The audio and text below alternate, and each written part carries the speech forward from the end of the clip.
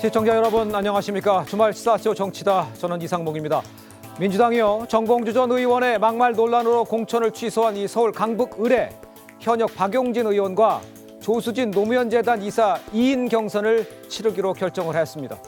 자, 이 소식은 잠시 후에 전해드리고요. 이제 총선이 24일 앞으로 다가온 상황에 여야는 총력전에 돌입을 했습니다. 국민의힘은 첫 선대위 회의를 열고 격전지 선거 전략을 논의를 했고, 민주당 이재명 대표 수도권 표심 잡기에 나선 가운데 양문석, 박용진 후보를 둘러싼 이 당내 내용 사그라들지 않고 있습니다. 총선 핫 이슈를 잠시 후 자세히 전해드리겠습니다. 저는 1분 뒤에 돌아오겠습니다.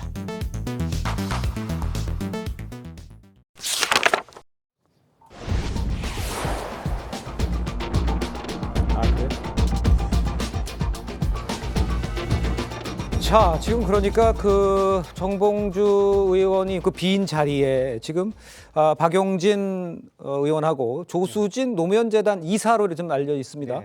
이 상황을 전체적으로 어떻게 보시는지 먼저 설명을 해주시죠. 그동안에 이제 뭐 여기를 다시 하면서 수많은 사람이 왔습니다. 특히 이제 뭐 한민수 대변인을 비롯해서 또 경기복지재단, 또 경기주택공단 경선에서 또 혹은 뭐 미리 컷오프 됐던 분들도 모였는데 어쨌든 여러 가지 사항을 종합적으로 해서 너무 지나치게 다수가 했을 경우에 어차피 경기도 쪽에서 오신 분들이 아마 이재명 대표한테 부담이 될 것 같다는 느낌으로 된 것 같고, 최근에 또 양문석 후보권과 관련해서 노무현 전 대통령에 대한 공격들이 있었기 때문에 사실은 이분은 이제 유시민 장관하고 좀 친하게 방송을 같이 했던 분입니다. 낯이 있더라고요. 그래서 그렇게 했고, 그리고 이제 노무현재단 이사를 하고 있기 때문에 최근에 우리 노무현재단 이사장이신 정세균 전 총리께서도 현재 당내 상황에서 굉장히 곱지 않은 시선을 보고 있는데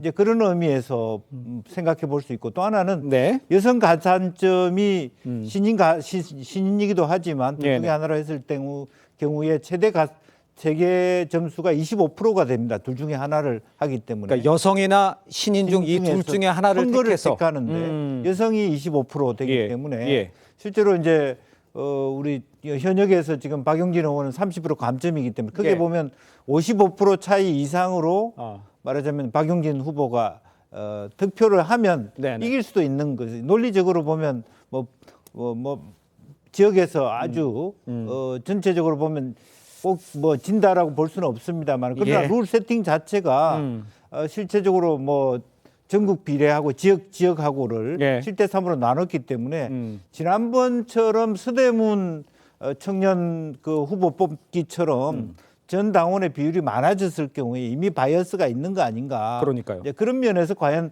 박용진 의원이 이것을 뚫고 나갈 수 있겠는가, 그런 의문점이 있는 거죠. 알겠습니다. 강 부위원장께서 보시기에 지금 여성 가산점일지 뭐 신의 가산점 그 둘 중에 하나를 택해서 높은 걸로 한다 그러면 그럼 여성이 되는 겁니까? 어떻게 되는 겁니까? 제가 생각했을 때는 여성 가산점이 아마 적용을 될 것으로 그렇습니까? 보입니다. 근데 이제 민주당 일각에서는 이 지역에 아마 제가 알기로 한 20여 명이 아마 공모를 했던 걸로 알고 있어요. 근데 20명 중에서 많은 분들이 친명 인사로 또 분류가 되고 있더라고요. 그러면 이런 분들이 나중에 공천을 받게 되면 또 당으로서는 친명 독점 되는 거 아니냐, 이러한 비난이 있을 수가 있잖아요. 그래서 저는 차라리 새로운 판을 짜는 김에 정말 새로운 인물이 오셔서 공천을 받는 것이 어떨까 했는데 그런 측면에서 조수진 변호사가 낙점이 된 것 같습니다. 근데 이분이 이제 박용진 의원과 일단은 결선을 붙어야겠지요. 그런데 이제 박용진 의원으로서는 사실 어려운 환경인 건 분명합니다. 그래서 하지만 본인도 바보가 되더라도 그 길을 가겠다라고 말씀을 하셨기 때문에 어쨌든 승부를 기대해 보는데, 이분은 또 민변에서 사무총장도 하셨고 또 어떤 그 유시민 작가와 알릴레오라는 어떤 유명 프로그램을 진행도 하셔서 어쨌든 진보 쪽에서는 나름대로의 인지도가 있고 어떤 실력이 있는 분으로 평가받고 있다. 여기까지 말씀드리겠습니다. 알겠습니다. 글쎄 박용진 의원은 뭐 기어설에도 가겠다라고 얘기를 했습니다만 이 정도의 룰을 만들어 놓고선도 박용진 의원이 나선다? 이거는 어떻게 이해를 해야 되는 겁니까? 아마도 뭐 기적적으로 운이 좋으면은 이기던가 지더라도 뭔가 박용진 의원은 나름대로 자신의 서사를 만들어가는 과정이라고 생각하지 않을까 이렇게 보여지는데 이런 엄청난 당내 핍박 속에서도 굴하지 않고 지는 것이 뻔하게 보이는데도 불구하고 마지막까지 최선을 다하는 모습 언젠가 오고야 말 포스트 이재명 시대를 대비한 그런 게 아닌가 보여지는데 이 룰 세팅한 거 보니까요. 박용진 의원은 30% 감산아니에요. 그런데 이 지금 지난번에 정봉주 의원하고 최종 결선했을 때도 권리당원 50%에서 이겼더라고요. 권리당원. 그러니까 지금 민주당에서 왜 강북을 권리당원 투표는 30%라고 전국 당원 권리당원을 70%로 했냐면은 지난번 그 권리당원 투표 50% 부분에서 정봉주가 박용진에게 졌어요. 그러니까 이걸 어떻게든지 좀 짜그러뜨려야 됩니다. 그리고 이제 그 전국 권리당원 이거를 크게 만들고 거기다가 이제 처음에는 한민수 대변인 얘기 나오다가 이제 조수진 이분으로 한 거는 아무래도 박용진은 마이너스 30%가 있으니까 또 플러스 25% 할 수 있는 확실하게 가점과 감점을 둘 다 적용받아갖고 누를 수 있는 이런 카드로 지금 저 양자 경선을 만든 거 아니냐. 그러니까 모든 것들이 박용진을 떨어뜨리기 위한 모든 그 세팅이다. 뭐 이렇게 보여집니다. 알겠습니다. 김민수 대변인께서 보시기에 지금 그 저 상태에서도 뭐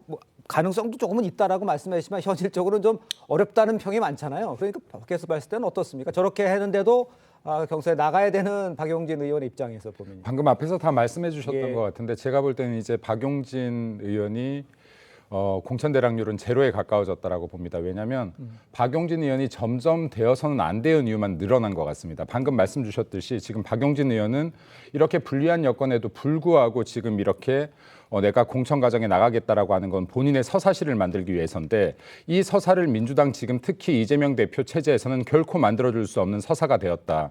어떻게든 떨어뜨려야 된다라고 봅니다. 그래서 지금 민주당 공천이 지금 굉장히 야전인수격으로 지금 이루어지고 있는데 어떻게 하든 박용진 의원을 꺾을 수 있는 구조를 만들었다라고 봐야지 맞을 것 같습니다. 박용진 의원 같은 경우 뭐 다들 아시겠지만은 지난 총선에서 민주당에서 서울 지역에서 최다 득표를 했던 65%의 지지율을 받았던 사람이기 때문에 이 지역에서만큼은 정말 어떻게 보면 신적인 존재에 가까운데 이게 결코 감점 30%로도 쉽지 않더라 이기는 것이. 그러면 가점이 있는 사람을 택하자라고 해서 지금 조수진, 신인 20% 가점까지 있는 사람을 택한 것 같습니다. 근데 지금 이 형태대로라면 아마 결과는 이때까지야 차이가 없을 것이다. 박용진 의원이 될 가능성은 0%에 가까워졌다라고 보여집니다. 알겠습니다. 자, 일단 그 더불어민주당 전략공천관리위원회가 이제 박용진 의원과 조수진 변호사의 양자 경선을 치르겠다 이렇게 밝혔죠. 안규배 공관위원장의 발언을 직접 들어보도록 하겠습니다.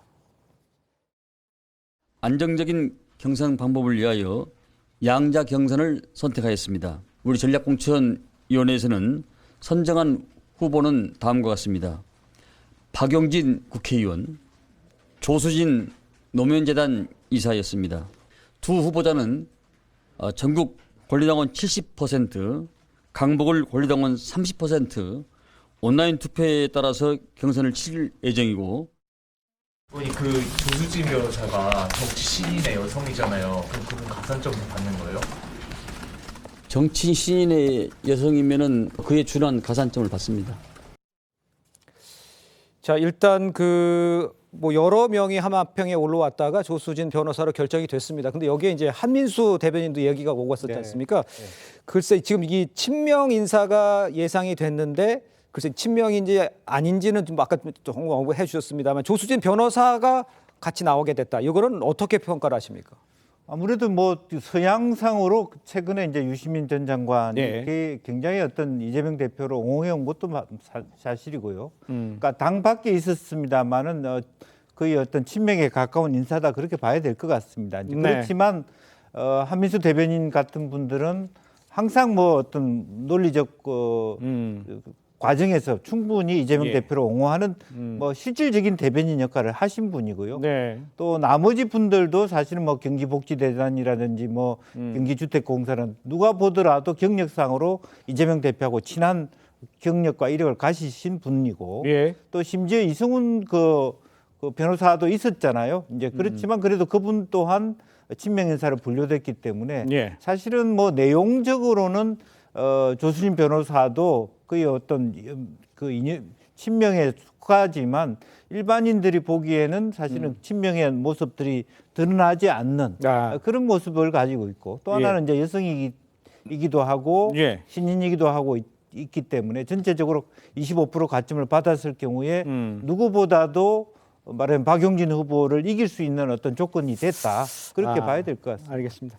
자, 뭐 시청자 여러분들 조수진 지금 화면에 잠깐 나왔습니다만 조수진 변호사를 알고 계신 분들 계시고 또 모르는 분들 아마 있으실 겁니다. 어떤 인물인지 잘 알려지지는 않았어 있습니다만 이 통합진보당 이정희 의원의 보좌관 출신으로 지금 알려져 있습니다. 노무현 재단과도 또 인연이 있는 것으로 지금 알려지고 있는데요. 강성필 부위원장께서 어떤 인물인지를 좀 설명해 주십시오.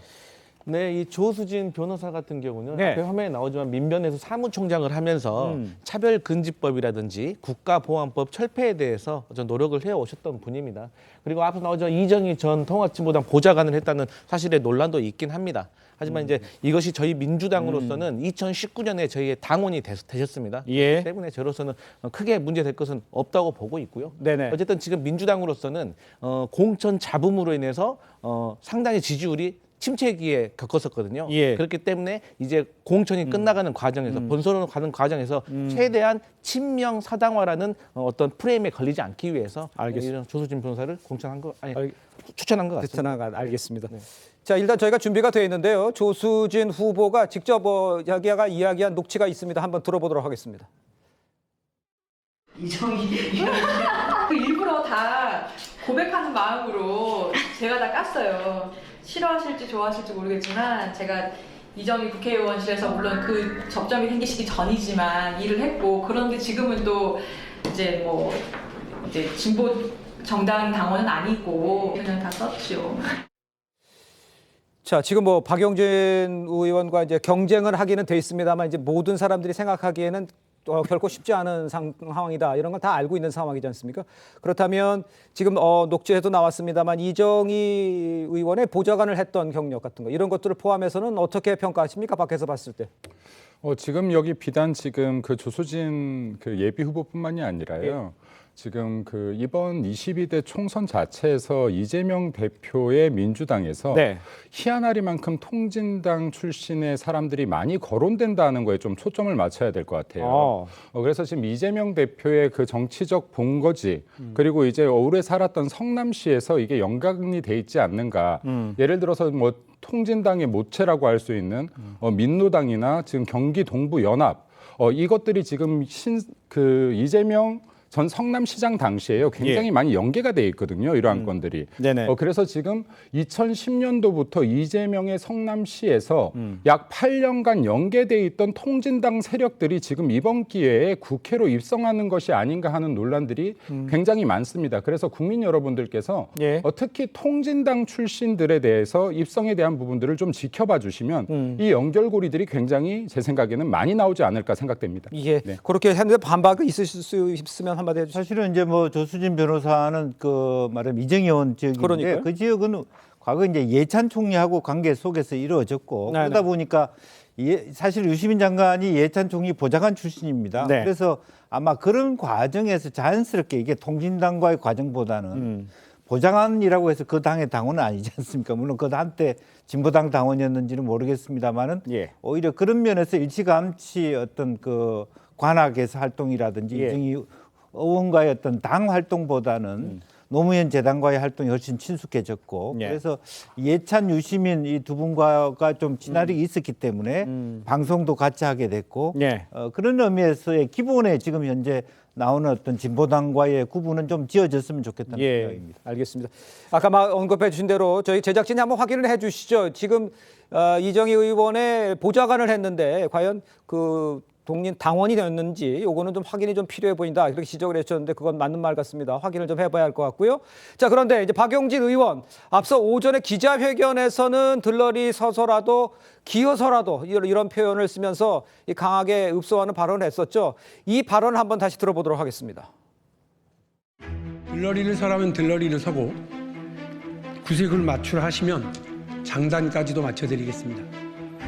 민주당을 위해서 기어가라고 한다면 기꺼이 온 몸으로 기어가겠습니다.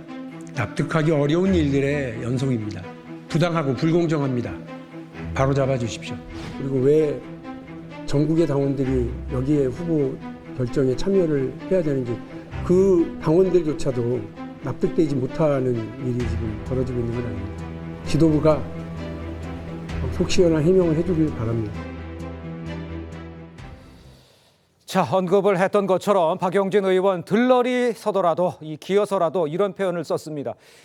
이기기는 사실 어렵다 이런 상황인 것을 많은 분들이 이야기를 하고 있습니다. 전략 경선에 참여했다는 거 이게 좀 의미를 부여하는 사람들 많습니다. 이 발언들에서 박용진 지지자들에게 읍소하는 면이 좀 있는 건지 이건 어떻게 보십니까? 근데 지금 그 아까 룰 세팅 관련해서도요. 이거 네네. 보면요. 민주당이 강북을 유권자들을 자신들이 뭐 그냥 딱 누가 내리꽂으면 그걸 그냥 찍어만 주는 기계로 생각하는 거 아니냐.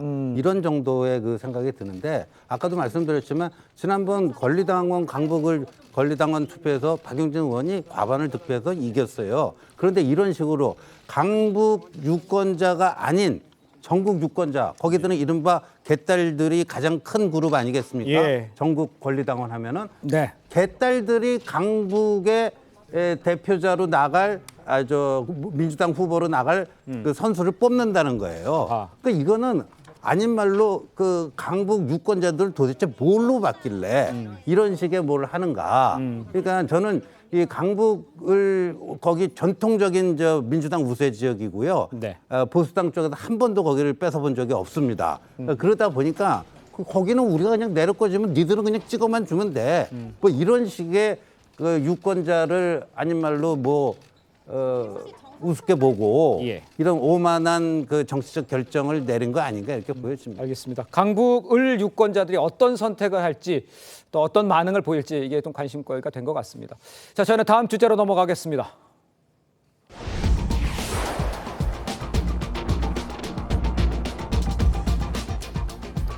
자, 노무현 전 대통령 비하 논란을 일으킨 양문석 후보의 공천을 둘러싸고요. 선대위 지도부 간의 이 정면 충돌의 조짐을 보이고 있습니다. 양측의 모습을 함께 보도록 하겠습니다. 제가 재검증을 요청했으니까 뭐 당에서 어떻게 하는지 좀 지켜봅시다.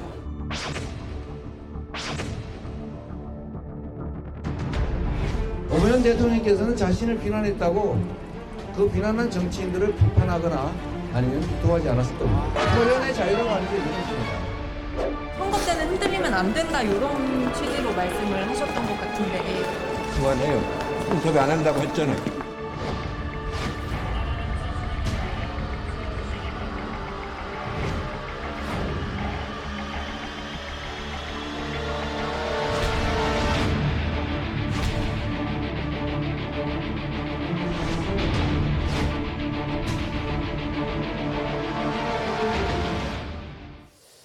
자, 어제 이재명 대표는요, 표현의 자유라면서 양 후보를 감싸는 모습을 보였지만 이 대표와 이 선거위 3톱을 맡은 이 김부겸 선대위원장 재검정을 요구하면서 정면 충돌의 양상을 보이고 있는 것 같아요. 지금 상황에서 글쎄요, 뭐 밖에서는 뭐 정면 충돌이라고 얘기는 하고 있지만 안에서도 내분이 좀 복잡하게 엉켜 있다 이렇게 보면 되겠습니까? 이제 뭐 생각만큼 그렇게 복잡하게 얽혀 있다라기보다는 예. 어쨌든 그 김부겸 총리 입장에서는 문제가 되는 사람들의 공천은 막자. 이게 마치 뭐 노선 간의 갈등 이런 차원보다는 어쨌든 예. 지금 현재 총선에 이기기 위해서는 뭐 친문이든 뭐 그 친명이든 이런 게 중요한 것이 아니라 예. 실제로 막말 논란에 빠져 있는 사람들에 대해서는 좀 걸려내자.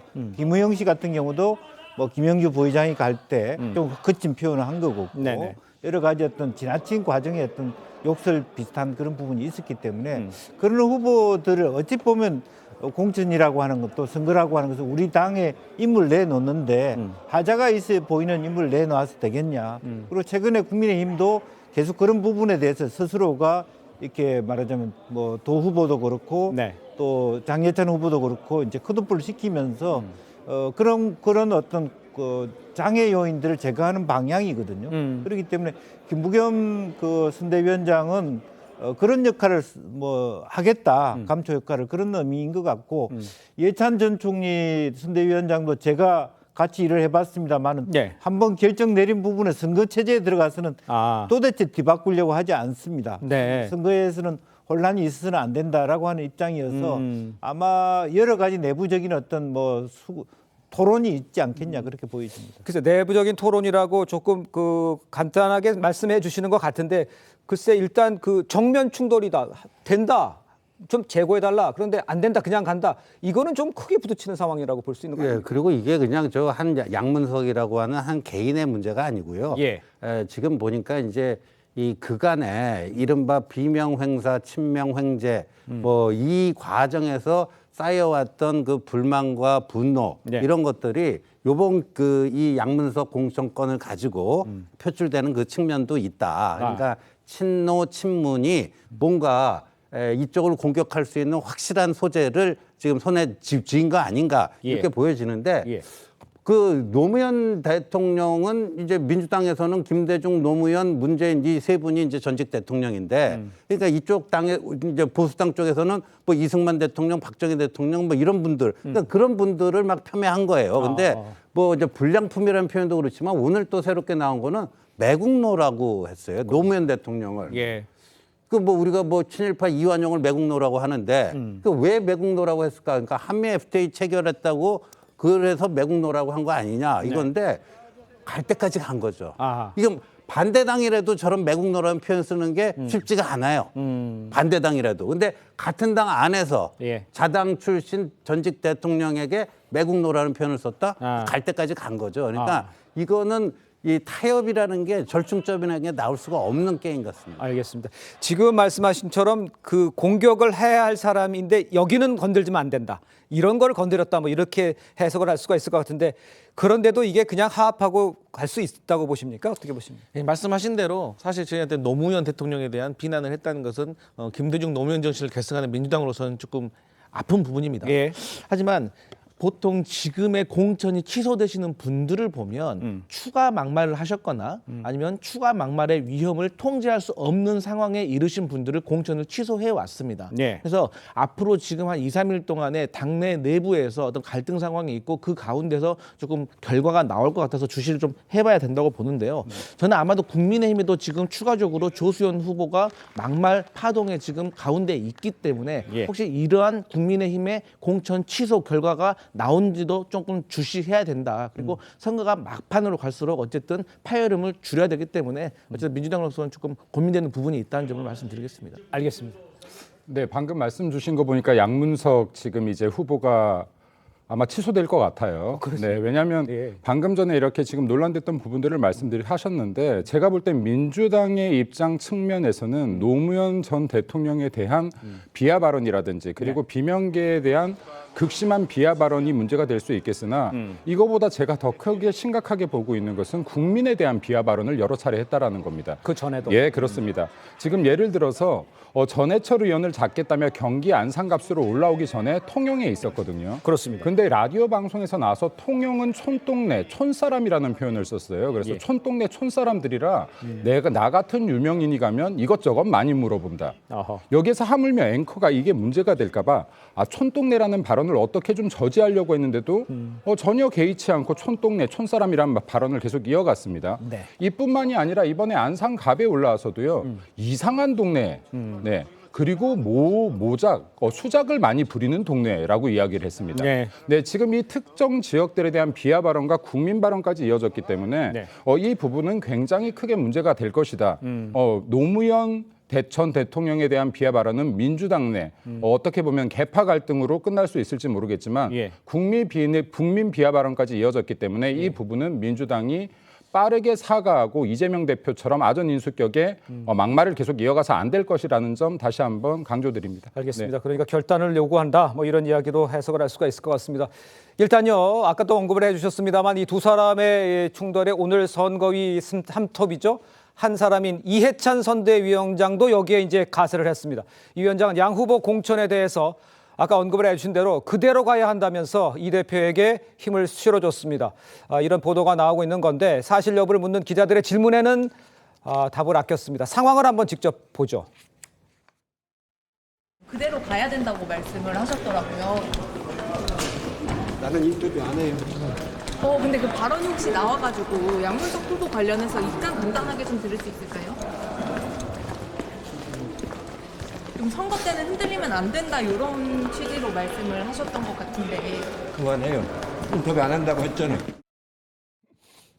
그러니까 저 앞에 이제 나는 선거에 진 적도 없다 뭐 이런 얘기도 했던 것으로 좀 전해지거든요. 그렇다면 그 이해찬 대표가 저렇게 곧바로 얘기한 건 아니고 이제 전해 들은 얘기인데 그렇다면 가야만 한다. 이래야 뭐 선거를 많이 치러본 경험에서 나온 얘기입니까? 아까 우리 김영주 의원이 정확히 얘기했잖아요. 예. 과거에 이제 이해찬 지금 선대위원장과 같이 일해봤더니 한 번 결정한 거 특히 선거 시기에 예. 번복을 안 한다. 뭐 그런 건데. 근데 이해찬 그 선대위원장은 노무현 정권 당시에 거의 넘버2 실세 총리 책임 총리 아니었습니까? 네. 노무현 재단 이사장도 지냈고 저런 분이 저렇게 이제 양문서 후보에 대해서 이른바 감싸고 나오기 때문에 그거는 나름대로 이제 이해찬 위원장의 정무적 판단이라고 보여지는데 근데 저게 저렇게 끝날 문제가 아니라는 거죠.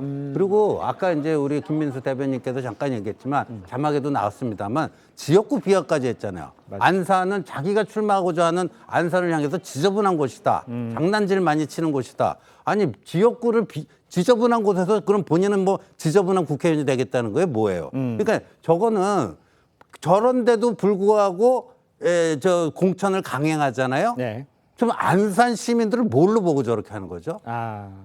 지저분한 동네에 사는 그 시민들이니까 니들은 뭐 우리가 그냥 하라는 대로만 하면 돼. 안산 시민들을 도대체 뭘로 보는 겁니까? 알겠습니다. 신 의원께서 하시는 얘기는 이런 것 같아요.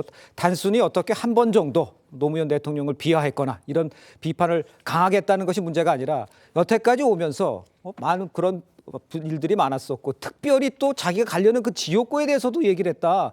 이건 적절치 않지 않은 거냐? 여기에 대해서는 어떻게 생각하십니까? 일단 양문석 후보가요.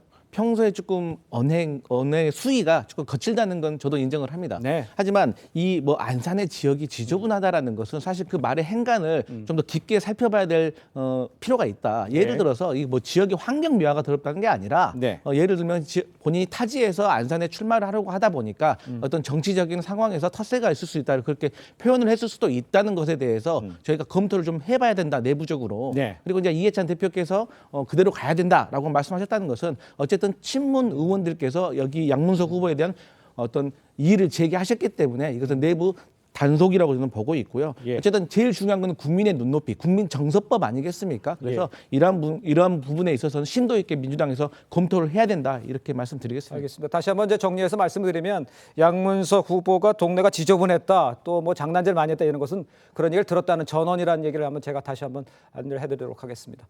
자, 이해찬 위원장의 발언에 이재명 대표는 어떤 반응을 보였을까요? 직접 한번 들어보겠습니다. 김부겸 전 총리님이 양문서 관련해서 당에 조치 요구했다고 좀 지켜보자고 말씀하셨는데 혹시 생각하시는 조치가 조금 있으실까요? 이해찬 전 총리님 같은 경우에는 흔들려서는 안 된다, 이대로 가야 된다고 좀 단호한 입장 보여주신 것 같은데 혹시 대표님도 같은 입장이신지? 4월 10일은 국민들께서 지난 2년간의 윤석열 정권의 실정에 대해서 심판하는 날입니다. 모든 기준은 모든 판단은 거기에 맞춰서 해야 될 것입니다. 결정은 최고위에서 내리고 있다 이런 비판도 있는데 선거 지휘는 선대위가 하고 공천은 최고위가 하는 것입니다. 자, 이 대표는 이해찬 선대위원장 의견과는 별개로 공천은 최고위에서 하는 것이다. 이렇게 공천 강행 의지를 밝히고 있습니다. 글쎄요, 뭐 어떤 이야기가 나와도 강행하겠다. 양문석 후보는 밀어붙이겠다. 이렇게 해석을 해야 됩니까? 아니면 어떤 가능성이 좀 열려 있습니까? 가능성이 있다고 봅니다. 과거에도 이제 그런 어떤 이해찬 대표는 굉장히 한편으로는 무섭고 권위를 가진 분이라서 쉽게 한번 뱉은 말을 뒤집지는 않습니다만은 그럼에도 불구하고 선거라고 하는 것은 판세가 요동치고 상황이 변화되고 아까 말씀이 있었습니다만은 국민의힘에서 그 조선 후보라 이런 분들에 대한 컷오프가 된다라면 민주당도 거기에 대해 상응해서 길을 열어놓지 않을 수 없는 거고 제가 경험했지만 여러 차례 또 그런 데 대한 문제 제기를 하면 또 이해찬 선대위원장도 실제로 그것을 부분적으로 수용하는 그런 경우도 있었거든요. 따라서 이것은 단순히 저는 이제 왜냐하면 노무현 대통령에 대한 이야기는 언제 했냐 하는 것이에요. 그러니까 FTA 부분은.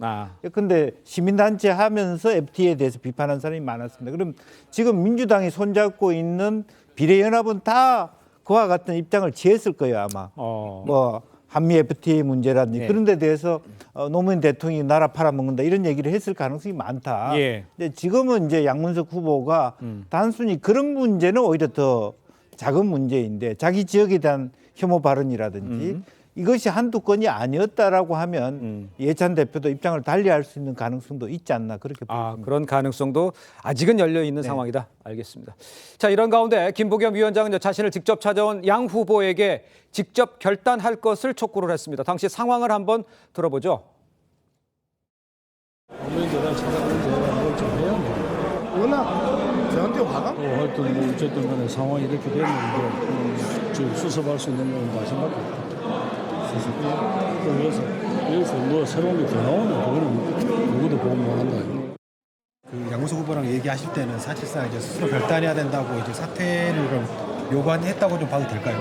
아니 본인이 뛰어왔는데 뭐라 그래 그럼 앞에 놓고 자 갈게요. 그 요구가 받아들여지지 않았을 때 혹시 공동선대위원장 또 이제 며칠 됐다고 막 내려놓으란 소리만 먼저 해. 그만. 자, 직접 들어보셨습니다만 김 위원장의 수습할 수 있는 건 당신밖에 없다. 이렇게 말을 했습니다. 양 후보의 글쎄요. 자진 사퇴를 의미했다 이렇게 봐야 되겠습니까? 어떻게 변호인께서 어떻게 보십니까? 지금 일단 김부겸 전 총리 지금 위원장 같은 경우는 예. 국민의 눈높이에 중점을 둔 것 같고요. 그리고 지금 이해찬 전 대표 같은 경우는 이재명 대표의 무게를 좀 더 둔 것 같아요. 근데 지금 이제 김부겸 전 총리 같은 경우는 본인의 입장을 표명을 했음에도 불구하고 이재명 대표가 저렇게 강인하게 나오니 어쩔 수 없이 후보 본인에게 당신이라도 여기 민주당을 위해서 지금 큰 선택을 좀 하라라는 권유를 한 것으로 보이고요. 예. 그리고 지금 이제 여기 양문석 그 후보 같은 경우는 제가 볼 때 아까도 다 말씀 못 드렸는데요. 본인의 민주당 당원들까지 비하 발언을 했어요. 이분 같은 경우는 굉장히 심각합니다. 예를 들어서 그 노무현 전 대통령이 이제 그 임기를 마치고 내려갔었을 때요. 역겹다라는 표현까지 썼습니다. 그 전 대통령에게. 네. 그리고 그때도 노 전 대통령을 지지하는 지지자들을 향해서 뭐라고 했냐면 기억 상실증에 걸렸냐라는 표현까지도 썼어요. 네, 그래서 이분은 그냥 입이 험한 정도가 아니라 네네. 이 마음속 자체에 여기 민주당원이 됐든 국민들이 됐든 지역구가 됐든 어떠한 것도 내 아래에 있다라는 형태의 이 기조가 깔려 있는 분이기 때문에 예. 민주당이 빠르게 검토해야 될 것이다. 그리고 김부겸 전 총리의 말대로 가장 아름다운 것은 후보 스스로가 네. 물러나는 것이다라고 보여집니다. 네. 알겠습니다. 자, 아까 뭐 김영주 의원께서도 좀 설명을 해 주셨고요. 단순히 노무현 대통령에 대한 언급이 문제가 아니라 지금 불거져 나오는 여러 가지 막말 논란이 문제다. 이걸 지적을 해줬습니다. 자, 앞서 보신 것처럼 김 위원장 양 후보에게 여기서 새로운 게 더 나오면 우리도 보호 못한다 이렇게 경고를 했죠. 앞서 노 전 대통령 비하 발언 외에도 어떤 막말들이 공개가 됐었는지 함께 보도록 하겠습니다. 쓰레기, 바퀴벌레, 빈대 뭐 이런 표현들을 썼는데요. 예. 이 표현들이 부당하지 않다고 생각합니다. 계속해서 해당 행위를 하고 민주당의 이 대선 패배와 지선 패배에 공헌했던 그들을 향해서 단호히 질타해야 된다고 생각하라고요. 민주당 내에서 가장 악랄한 수박을 대치하고 척결하는 데를 나의 정치를 생명을 걸겠다고 이야기한 상황이기 때문에 어느 놈이 가장 악랄한 것처럼 보여요. 뭐 한 5명 중에 이제 1명 정도를 택할 건데 제가 들어가면 그 사람들은 기본적으로 긴장을 할 수밖에 없죠. 자, 지금 노무현 재단에서도 언급해서 이제 성명이 나왔는데요. 제가 좀 잠깐 좀 설명해 올리겠습니다. 양문석 과거 발언에 강한 유감을 표했고요. 참담한 마음을 금할 수가 없다. 이렇게 말을 했습니다. 그러면서 노무현 조롱 모욕하는 행위 묵과하지 않을 것이다. 양문석 진정성 있게 사과하겠다는 의사를 밝힌 바 향후 상황을 계속 지켜볼 것이다. 이렇게 언급을 했습니다. 글쎄요, 이제 뭐 진도가 나갈지 계속 나갈지는 아직 알 수 없습니다만 노무현 재단과에서도 이제 이런 이야기가 나왔다는 말씀을 제가 함께 올리겠습니다. 자, 과거 발언 이야기를 제가 하고 있었는데 쓰레기, 바퀴벌레, 빈대 이 수위가 상당히 높았습니다. 그런데 오늘 또다시 새로운 의혹이 제기가 됐습니다. 과거 양 후보가 안산은 참 동네가 지저분하고 장난질 잘하는 동네라고 했던 거 아까 대변인께서도 얘기해 주셨습니다. 이런 것들이 있었습니다. 의혹이 만약에 사실이라면 이거는 진짜 아까 말씀하신 대로 좀 심각한 상황이 되는 게 아닌가 어떻게 보십니까? 그렇죠. 아까도 얘기했지만 저기 뭐 안산 시민을 예. 그야말로 그냥 우습게 알고 근데 지금 노무현재단 그 성명 나온 거 보니까 세게 생각보다 그 세질 못하네요. 그렇습니까? 향후 추이를 지켜보겠다는 것은 예. 그 사퇴를 요구한 게 아니고 한 발 좀 물러서는 듯한 느낌입니다. 뉘앙스가. 네. 그러니까 아마 그 물밑에서 뭔가 뭐 좀 조정이 이루어진 결과물이 아닌가 저로서는 그렇게 이제 생각이 해석을 되는데. 하시는 거고요. 예. 그러니까 뭐 예를 들어서 아까 김부겸 저 선대위원장도요. 네네. 아까 양문석 후보 만났을 때 뭐 노무현재단 한번 찾아가든지 뭐 그런 얘기를 했었어요. 그런데 지금 양문석 후보가 내일 봉화마을 가고 또 제대로 뭐 고개를 숙이겠다는 거 아닙니까? 맞습니다. 뭐 그런 정도의 뭐 세리머니를 하면은 그냥 뭐 요번에 눈 질끈 한번 감아주겠다. 지금 그 민주당의 정화 능력의 한계가 드러나는 거 아니냐. 자신들이 그토록 추앙해왔던 노무현 전 대통령을 매국노라고 매도하는 사람조차도 이재명 권력 앞에서는 맥을 못 추는 민주당의 현 주소가 그대로 드러나는 게 아닌가 보여집니다. 알겠습니다. 이재명 권력 앞에서 맥을 못 춘다는 뭐 개인적인 의견을 드렸습니다만 내용적으로 들여다보면 지금 상황에 뭐 가능성도 조금 열려 있다라고 말씀을 해주셨지만 글쎄요. 지금 발표문 나온 거 보면 톤이 좀 낮다. 그러니까 그냥 양문석 후보로 그냥 가는 거를 밀어붙이기를 돕다는 표현은 좀 그렇습니다만 용인하는 거 아니냐 이렇게 얘기를 하시는 것 같아요. 동의하십니까?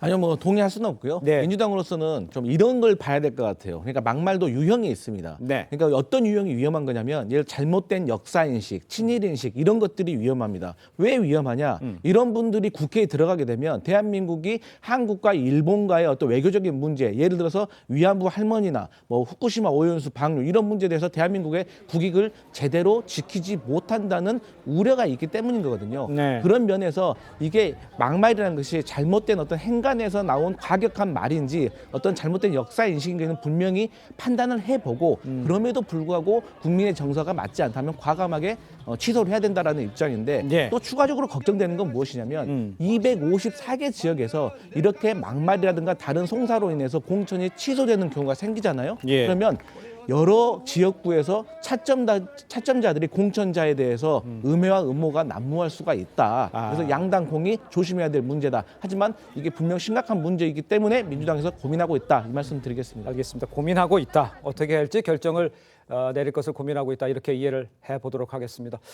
자, 이런 상황에서 김부겸 위원장에게 사실상 사퇴 요구까지 받은 양 후보가요. 아까 신 의원도 얘기를 해줬습니다. 봉화마을을 직접 찾아서 사과하겠다는 뜻을 밝혔습니다. 들어보겠습니다. 노무현 대통령과 관련된 그 글들이 유가족과 많은 지지자들에게 마음의 상처를 준 부분에 대해서는 다시 한번 깊게 사죄드리고 있습니다. 김부겸 전 총리님이 직접 노무현 재단 찾아가서 좀 진심 어린 사과를 하라고 말씀 주신 걸로 알고 있는데 혹시 네. 계획 있으실까요? 제가 내일 봉화마을을 찾아갈 겁니다. 봉화마을 찾아가서 노무현 대통령 직접 뵙고 말씀을 드려야죠. 정치를 하고 나서부터는 정말 정책 하나 엄청난 그 요소들이 결정을 하고 있고 고려해야 될 요소들이 너무 많구나. 이것들을 배워가는 시간이었던 것 같습니다. 손흥민의 축구가 진보하듯이 양문석의 정치도 진보하고 있다라는 그 고민으로 이해해 주시면 됩니다. 저 진지한 얘기하다가 손흥민 이야기가 나와서 좀 당혹스럽긴 합니다만 양 후보 봉화마을에 사과할 뜻을 밝히면서 난데없이 손흥민 축구를 거론했어요. 저거는 어떻게 보셨습니까, 대변인? 언어가 정제가 안 될 것 같아서 잠깐 한참 쉬겠습니다. 여기 일단은 선민의식이 있는 것 같아요. 그러니까 나 아니면 안 돼. 그리고 나는 국민들보다도 위야. 어떤 사람들 위야. 내가 만약에 봉화마을을 찾아서 그럼에도 불구하고 논란이 필요하다라고 하면 당원 투표를 하겠다. 네네. 지금 이게 당원 투표할 사안입니까?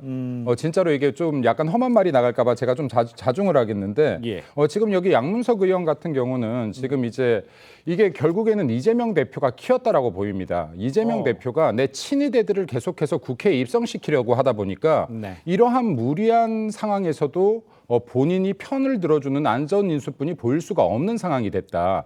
대선과 지방선거의 패배 이유까지도 원인까지도 이재명 대표 탓이 아니다.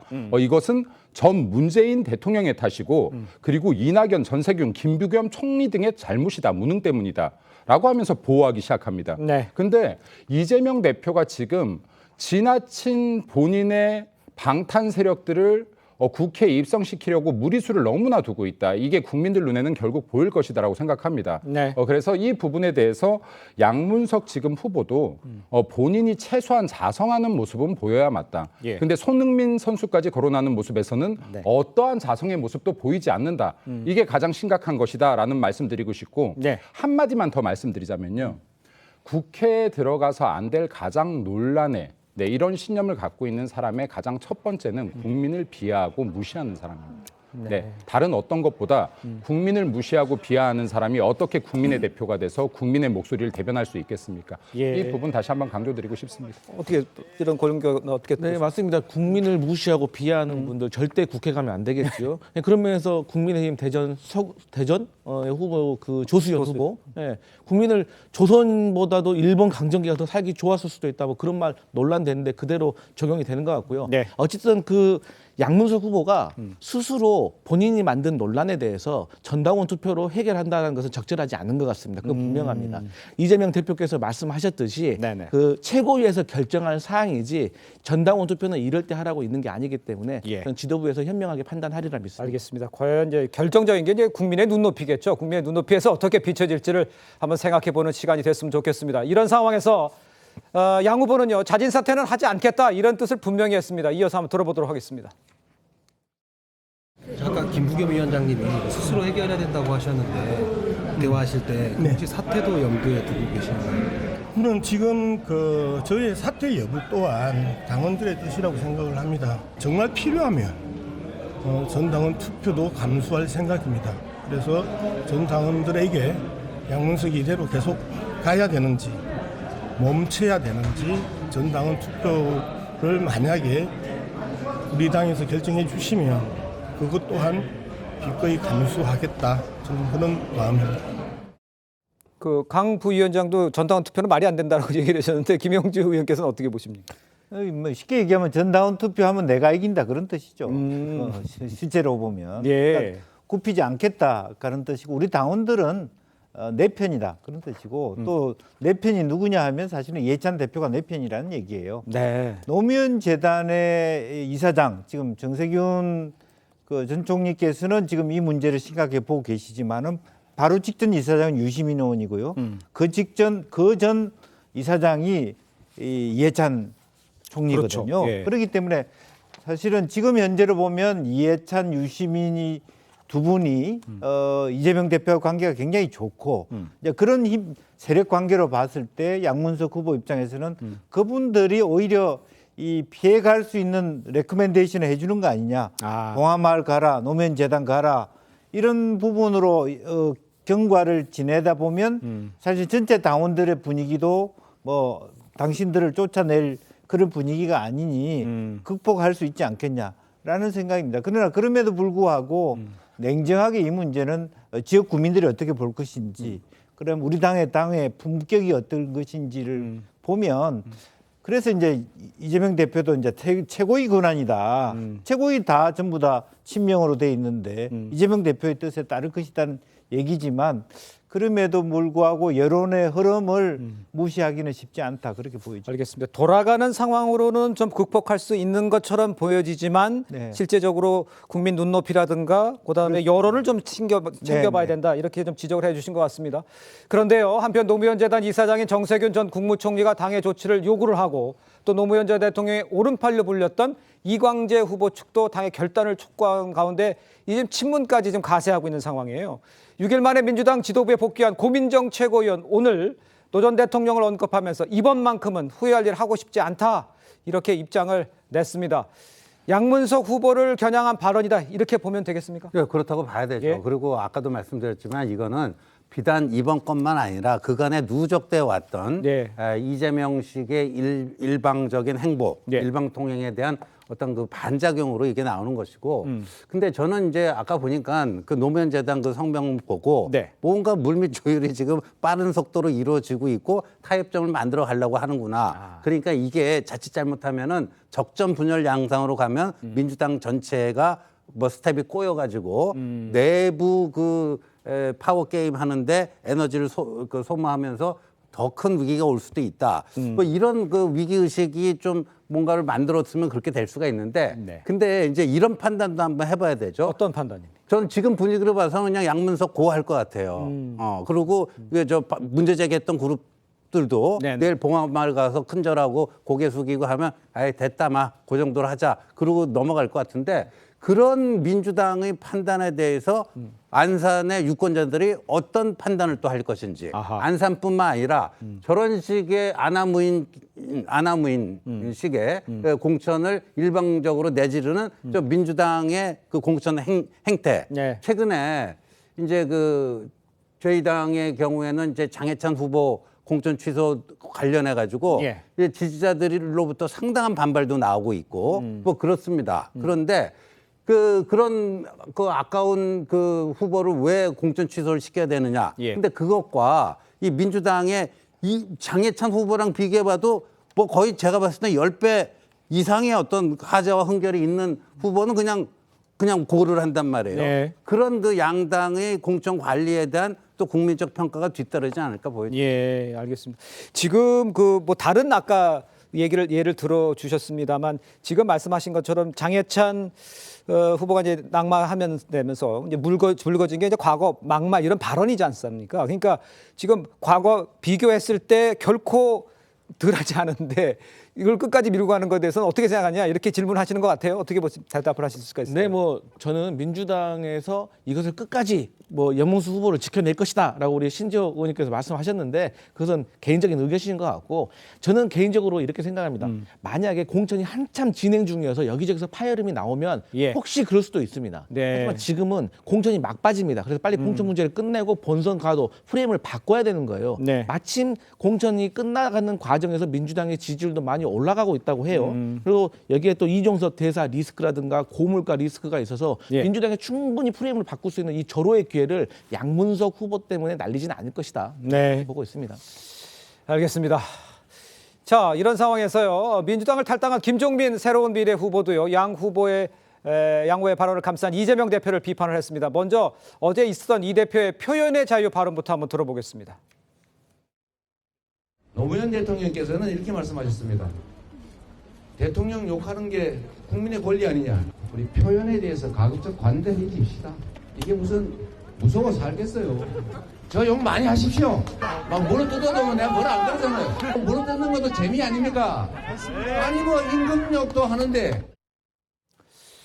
자, 뭐 김종민 후보는 뭐 나갔기 때문에 뭐 그렇게 충분히 할 수도 있는데 노무현 정신을 계승하는 민주당 대표로서 역대급 막말이자 폐륜 발언이다 이렇게 비판을 했습니다. 이 대표의 발언에 총선 판세 그 영향이 어떤 식으로 미칠 수 있을까? 밖에서 보실 때는 어떻습니까? 아까 이제 민주당 내 공천 잡음이 끝날 시국이다. 그래서 빨리 마무리하는 게 좋다라고 했는데 저는 이것으로 다시 불거질 거라고 봅니다. 그렇습니까? 네, 일단은 이재명 대표가 너무 쿨하게 지금 표현의 자유다. 뭐 욕하는 것 이 정도는 재밌지 않냐.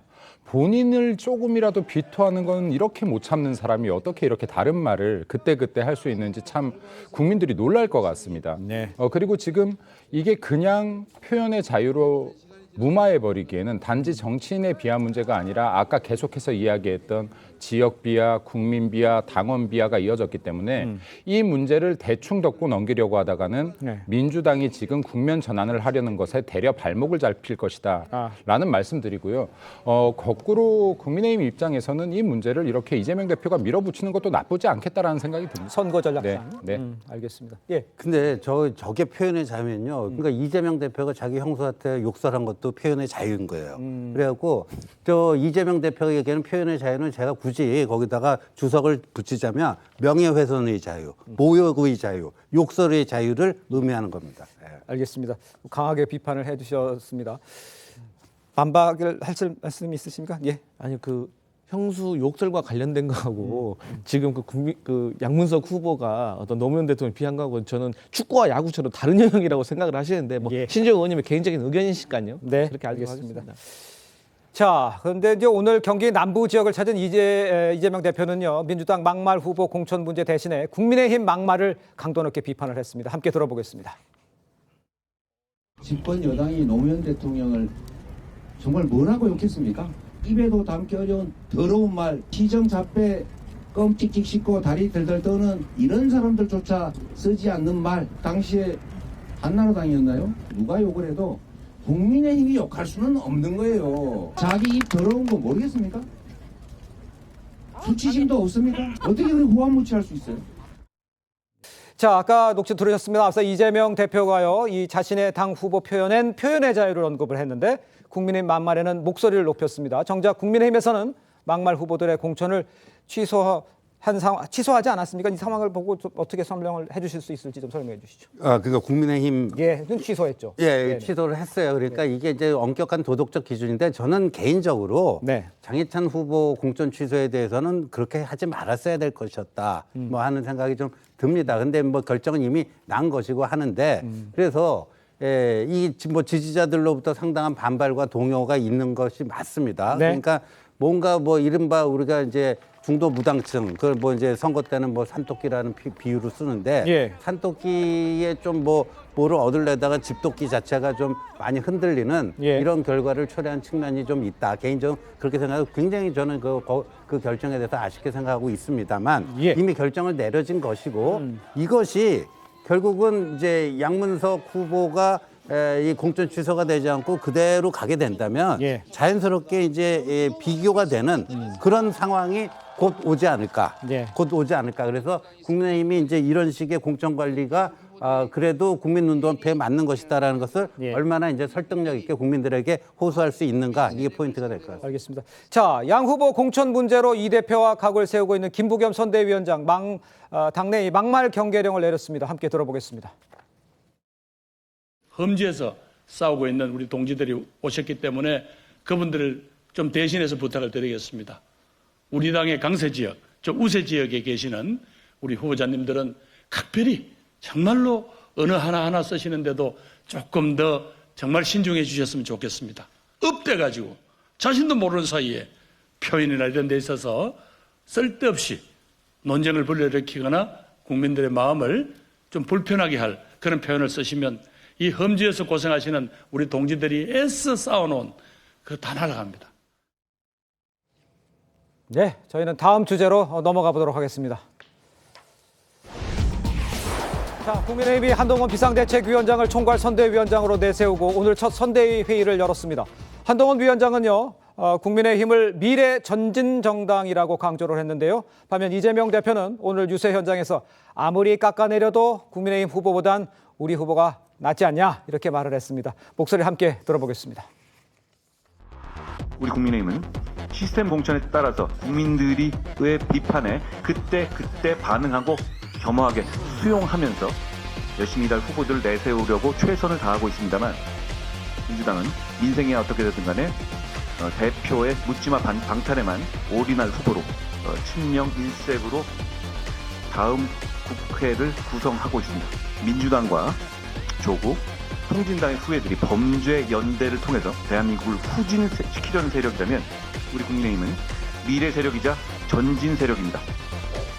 지금 민주당은 공천혁명을 하고 있습니다. 국민의힘은 정말 측근 공천, 특혜 공천, 기득권 공천, 현역 불패 그렇게 하고 있지 않습니까? 그러나 우리 민주당 후보들 흠잡을 게 없다 보니까 별걸 다 흠잡지 않습니까? 솔직히 아무리 폄하하고 깎아내려도 국민의힘 후보보다는 100배 낫지 않습니까? 자, 먼저 국민의힘 오는 19일 선대위 공식 출범을 앞두고 윤재옥, 나경원, 안철수, 원희룡 이 공동 선대위원장들이 함께 모두 참석을 했습니다. 총선 상황을 사전 점검하는 자리로 볼 수가 있겠고 또 본격적인 총선 채비에 돌입한 거다. 대변인 그렇게 볼 수 있는 상황이죠. 네, 그럴 수 있을 것 같습니다. 네. 오늘 일단 오늘 이제 선대위 체제가 처음으로 이제 이렇게 회의를 거쳤는데 네. 국민의힘과 민주당의 참 지금 입장차가 극명하게 다른 것 같아요. 오늘 여기 이제 선대위 회의에서 보면 뭐 나경원 그 후보 같은 경우도 국민들의 뜻이나 민의에 대해서 보다 발빠르게 대응할 것이 필요하다라고 했고 또 안철수 의원 같은 경우도 마찬가지로 국민들의 정서와 어긋나는 발언을 하는 사람들에 대해서는 네. 빠른 조치가 좀 필요하겠다라고 해서 스스로를 돌아보고 국민 눈높이에 맞추려는 것들이 주안점이 돼 있다라고 하면 방금 민주당 이재명 대표 같은 경우는 화면에서도 보셨다시피 우리 후보가 100배 낫지 않습니까? 10배 낫지 않습니까? 라는 오만한 모습을 벌써부터 보이고 있다. 네. 그래서 이러한 부분들이 국민들께서 받아들이시기에 극명한 차이로 분명히 받아들여질 거라고 판단되어집니다. 알겠습니다. 네. 자, 한동훈 위원장은요, 어제 평택과 오산을 찾아서 후보들을 지원하면서도 이재명 대표와 조국 후보를 비판했습니다. 후진 세력 이 발언을 내놨었고요. 오늘도 국민의힘은 미래를 위한 전진하는 정당, 민주당은 후진 세력이다 이렇게 이어가고 있습니다. 민주당의 정권 심판론에 대한 이 맞불 발언 설득력이 있다고 보시는지 후진의 전진 어떻게 보십니까? 네, 뭐 그런 거는 뭐 나름대로 설득력이 있는데 예? 이제 저는 이렇게 생각합니다. 집권당의 가장 그 유리한 점은 뭐냐면 지금 이제 정권 심판론에 대항해서 이제 운동권 특권 정치 이 심판하는 이제 역심판론을 이제 국민의힘에서 하나의 무기로 이제 사용을 하고 있는데 그것만 사용하는 것은 좀 그렇습니다. 집권당의 최대의 그 어드밴티지는 뭐냐 하면은 아무래도 이거를 뭔가 현실을 바꿔낼 수 있는 정책 집행 능력 아닙니까? 예산 편성해가지고 국민들의 삶을 실현시킬 수 있는. 물론 이제 야당은 본인들이 이제 입법을 통해서 하겠다고 하지만 이제 행정부를 갖고 있다라는 것이 그렇게 차이가 납니다. 그러니까 이 부분을 지금 뭐 고물가에다가 여러 가지 그런 문제들이 있지 않습니까? 거기에 대해서 좀 더 피부에 와 닿는 그런 좀 민생 공약들을 같이 가야지 더 효과를 볼 수 있지 않을까 하는 생각이 좀 알겠습니다. 지금 조언까지 덧붙여 주신 상황입니다. 자, 그런가 하면요, 한동훈 위원장은요, 민주당의 행보를 난장판에 비유를 하면서 국민의힘에 겸손을 주문을 했습니다. 관련 발언을 한번 들어보도록 하겠습니다. 이재명 대표의 민주당은 벌써 153석 플러스 알파라면서 샴페인을 터뜨리는 분위기고 이익동맹인 조국 대표도 야권의 200석을 입에 올리면서 우리 국민을 조롱하고 있습니다. 거대 야당인 민주당과 그와 야합한 세력들이 지난 4년간 입법 독재하면서 얼마나 오만하게 국민 알기를 우습게 아는지를 알 수 있습니다. 이런 범죄 세력의 연대가 다음 국회까지 장악해서 난장판을 펼치는 것을 반드시 막아야 합니다. 자, 직접 들으셨으면 한동훈 위원장이 오늘 첫 선대위 회의에서 범죄 세력의 연대가 다음 국회를 장악해 난장판을 펼치는 것을 반드시 막아야 한다 이렇게 말을 했습니다. 어떤 의미를 보시는지 또 민주당에서 말하는 글쎄 조금 이르다 저렇게까지 빨리 얘기를 하나 할 정도로 구체적인 수치를 언급한 얼마 정도 이렇게까지 얘기한 것 이건 어떻게 평가를 하십니까? 네, 민주당에서 자만해서 저렇게 구체적인 숫자를 언급한 게 아니라요. 그렇습니다. 저희가 공천 파동 이후에 지지율이 많이 낮아졌습니다. 그건 무슨 말이냐? 지지자들이 자신감을 잃었다는 거예요. 지지자들이 자신감을 잃으면 진보의 지지자들은 투표장에 나오지 않습니다. 역대 선거 결과를 보면 투표율이 낮았을 때 민주당은 대패했습니다. 따라서 이번에 공천이 거의 끝나가는 막바지에 지금 지지율을 보면 박빙으로 나오고 있다는 것을 저희 지지자들이 알려드리고 자신감을 갖고 투표장에 나오시라라고 하는 주문인 거고요. 그다음에 한동훈 비대위원장이 아셔야 될 게 있습니다. 그러니까 한동훈 비대위원장이 등장을 하셔가지고 지지층이 결집된 것은 분명한 사실입니다. 그런데 이 지지율이 중도층으로 확장을 하려면 한동훈 비대위원장이 두 가지를 해야 돼요. 하나는 지금 대통령실에 대한 실정에 대해서 지적을 해줘야 돼요. 그래야지 중도층이 한동훈은 다르구나라고 보수에게 표를 줄 겁니다. 그리고 두 번째는 정부의 실력은 경제, 외교안보, 세 번째 정치력에서 판단이 나거든요. 근데 제일 중요한 거 바보야. 문제는 경제라고 하잖아요. 그런데 시장하고 마트를 가잖아요. 지지를 철회한다는 말이 나와요. 그 이유가 어디에 있겠습니까? 근데 대통령은 민생 토론에 다니시면서 많은 것을 약속하고 계시죠. 그게 이루어지겠습니까? 또 그게 이루어지려면 예산이 수반돼야 되기 때문에 야당의 협력이 절실합니다. 근데 야당에게 협력을 구하나요? 여기에 대해서 깊이 고민해야 된다 이 말씀 드리겠습니다. 반론 듣겠습니다. 네, 두 가지로 반론하겠습니다. 있습니다. 네. 아까 방금 말씀하셨었는데 민주당 지지자들은 여기에 지지율이 떨어지거나 위축되면 투표장을 가지 않는다라고 했는데 이거 지지자들에 대한 잘못하면은 이 무시 발언이 될 수 있을 것 같습니다. 네, 22년 같은 경우에 지금 민주당 지지자들이 실제로 투표장에 가지 않는 경우가 나왔는데 이것은 지지율이 위축됐기 때문이 아니라요. 이재명 대표가 이끌고 있는 민주당의 염증을 느꼈기 때문입니다. 정가 사범 그리고 각종 범죄 혐의로 인해서 법원을 드나들고 있는 이재명 대표 발에 의해서 이러한 민주당, 우리가 민주당을 사랑해왔지만 이재명 대표가 이끌고 있는 도덕성을 훼손시키는 이 민주당의 투표를 참아하지 못하겠다.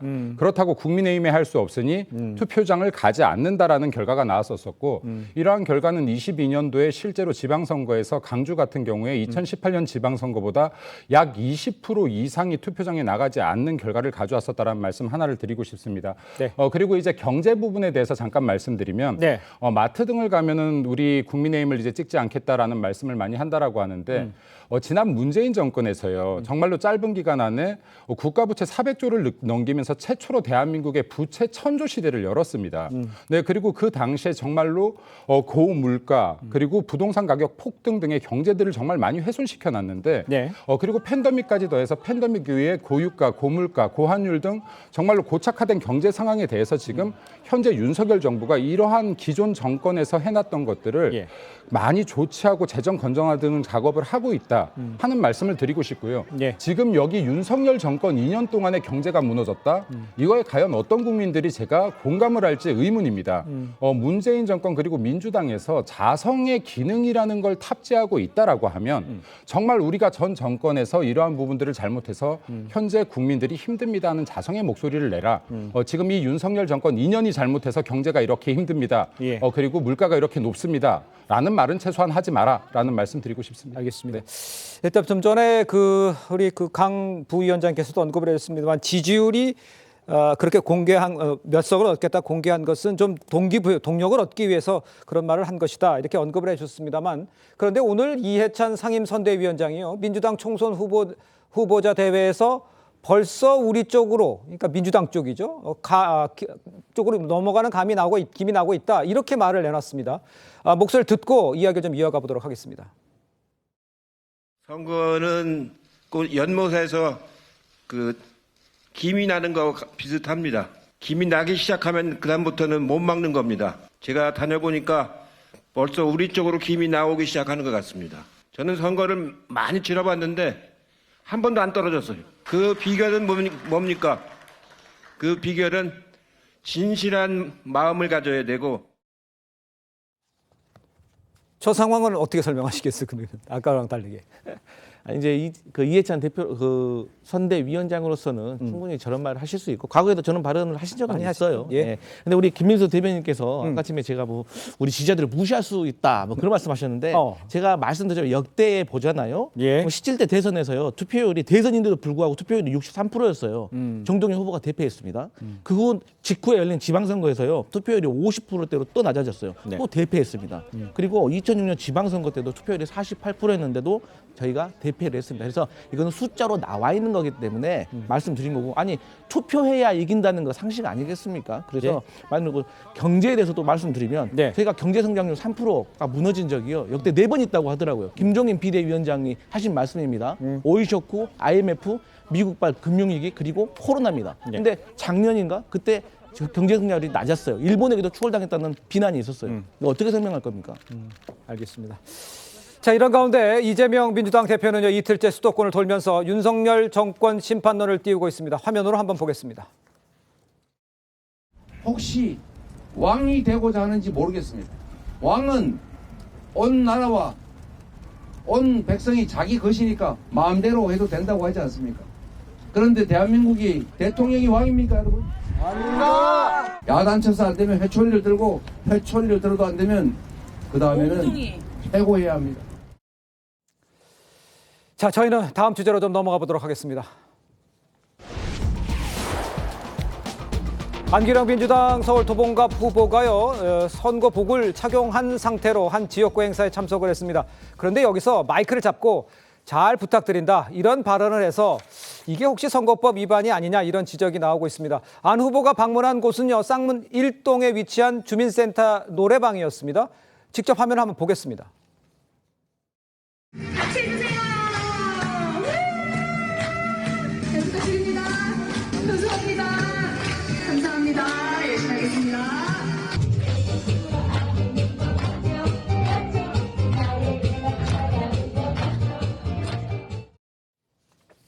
자, 제가 노래 교실이라는 점을 다시 한번 좀 정정해서 말씀드리고요. 노래방은 아닙니다. 예, 알겠습니다. 선거법 위반 아니다. 예, 선거법에 따르면 예, 선거운동 기간 외에 확성기 사용은 제한됩니다. 하지만 안 후보 측 노래를 잘 부탁드린다 이런 의미에서 마이크를 잡은 것뿐이다 이런 입장인데 안 후보의 답변 어떻게 들으셨습니까, 씨는?